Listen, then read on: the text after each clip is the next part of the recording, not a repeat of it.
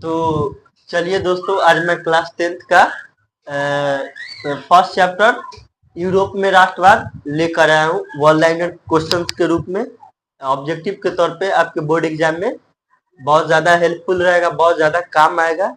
उसी के क्षेत्र में मैं वीडियोस को शूट कर रहा हूँ। तो चलिए मैं बताने का प्रयास कर रहा हूँ। यूरोप में राष्ट्रवाद, आपके दिमाग में ये भी क्वेश्चन आया होगा कि भैया राष्ट्रवाद होता क्या, एक्चुअली राष्ट्रवाद है क्या। तो राष्ट्रवाद एक ऐसी प्रक्रिया ना जो कि अपने राष्ट्र के प्रति समर्पण, त्याग की भावना को दर्शाता है, उसे ही हम राष्ट्रवाद कहते हैं।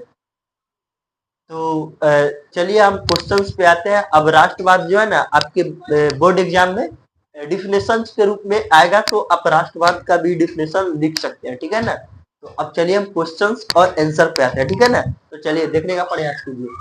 वियना कांग्रेस 1815 में हुआ था। वियना कांग्रेस जो है ना 1815 में हुआ था, ठीक है ना। आगे देखते हैं। मेटरनिक और ऑस्ट्रिया का, मेटरनिक जो है ना ऑस्ट्रिया का चांसलर था। आपके बोर्ड एग्जाम में सबसे महत्वपूर्ण क्वेश्चन आएगा कि मेटरनिक जो है कहाँ का चांसलर था। तो मेटरनिक जो है ऑस्ट्रिया का चांसलर था, ठीक है ना। आगे देखते हैं।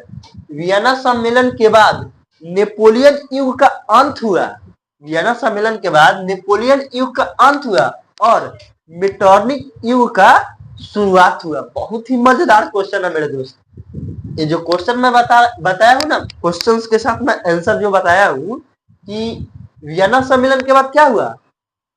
वियना सम्मेलन के बाद जो है ना नेपोलियन युग का अंत हुआ और मेटरनिक युग का शुरुआत हुआ। तो चलिए आगे देखते हैं। फ्रांस में वियना कांग्रेस के द्वारा उर्व वंश की स्थापना हुई। जो फ्रांस में है ना, फ्रांस में कांग्रेस, फ्रांस में वियना सम्मेलन के द्वारा उर्व वंश की स्थापना हुई। तो चलिए आगे देखते हैं।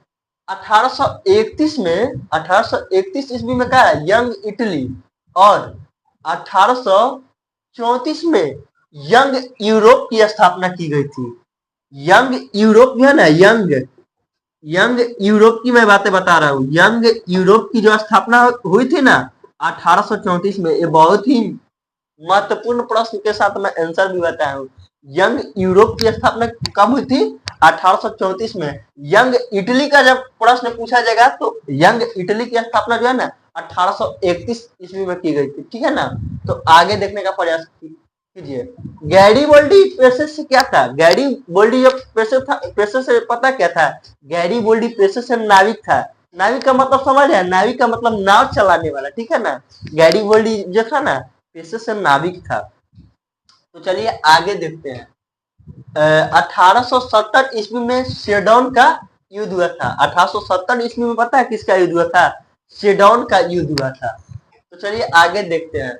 फ्रैंकफर्ट की संधि जो है ना 10 मई, फ्रैंकफर्ट की संधि जो है 10 मई 1871 ईस्वी को हुई थी। फ्रैंकफर्ट की संधि कब हुई थी, 10 मई 1831 ईस्वी को हुई थी। अब लुई 18वां की मैं बातें बता रहा हूँ। लुई 18वां जो है ना फ्रांस का राजा था। लुई 18वां जो था फ्रांस का राजा था। राजा मतलब किंग की मैं बातें बता रहा हूँ।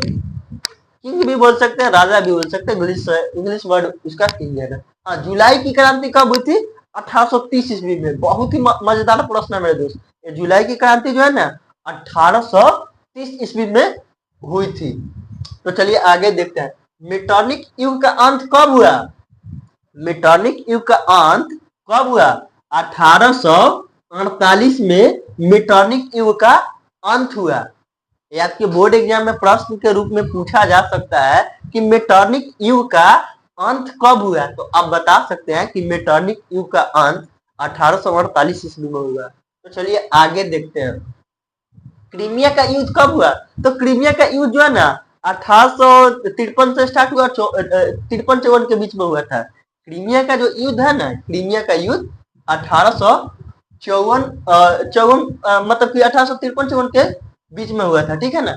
अब जर्मनी का एकीकरण, मैं प्रश्न जो बता रहा हूँ ना मेरे दोस्त, जर्मनी का एकीकरण प्रत्येक 1-2 साल के अंतराल में ये प्रश्न पूछे जाने वाला प्रश्न है कि जर्मनी का एकीकरण कब हुआ। तो जर्मनी का जो एकीकरण है ना मेरे दोस्त, जर्मनी का एकीकरण 1871 ईस्वी को हुआ था, ठीक है ना।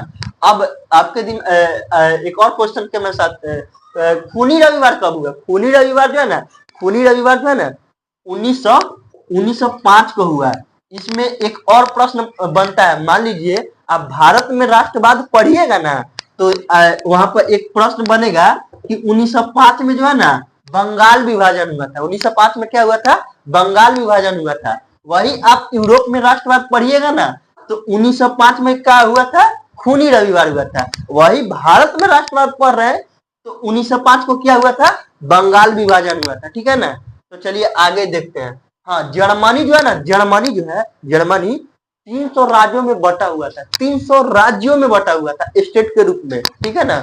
जर्मनी जो है 300 राज्यों में विखंडित था। विखंडित का मतलब समझ है? विखंडित मतलब विखंडन मतलब बट जाना। ठीक है ना?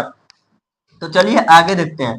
हाँ, इटली का एकीकरण कब हुआ था? इटली का भी एकीकरण जो है ना मेरे दोस्त, इटली का भी एकीकरण जो है 1871 ईस्वी को हुआ था। ठीक है ना?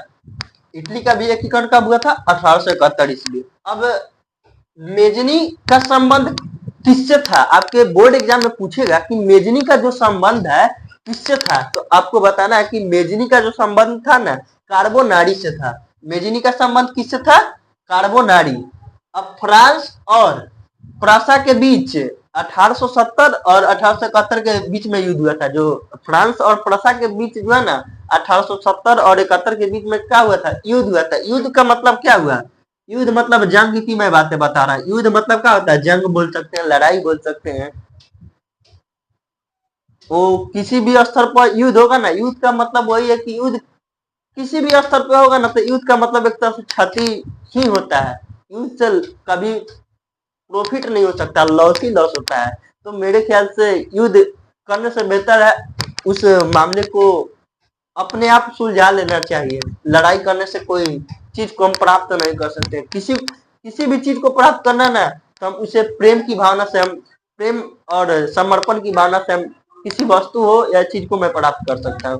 तो चलिए आगे देखते हैं। फ्रांस और प्रसा के बीच तो मैंने बता दिया। हाँ, नेपोलियन का पतन जो है ना, नेपोलियन का जो पतन है ना 1814 ईस्वी को हुआ था।